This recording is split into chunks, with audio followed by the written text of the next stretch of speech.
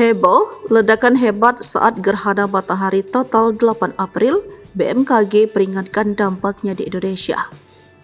Penduduk bumi dilanda cemas dan khawatir lantaran akan terjadi ledakan hebat saat gerhana matahari total pada 8 April, BMKG pun memberikan peringatan dampaknya.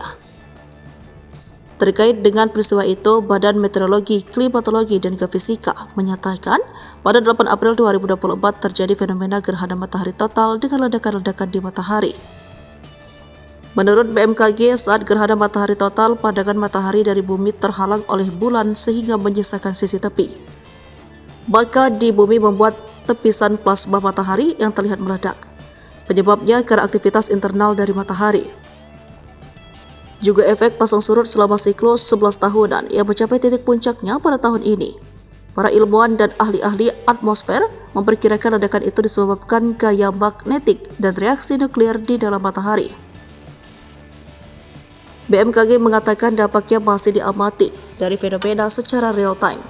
Namun ilmuwan memperkirakan ledakan itu bisa menimbulkan badai magnet bumi, menghambat aktivitas listrik dan sejenisnya terhambat. Sebab ledakan itu akan melontarkan plasma besar, bisa berupa angin matahari beserta medan magnet yang berkecepatan tinggi, disebut lontaran massa atau coronal mass ejection. Pada saat CME menghantam medan magnet bumi, partikel terlontar dan belokkan oleh lapisan magnetosfer ke arah garis kutub utara dan selatan yang merupakan lapisan perisai bumi.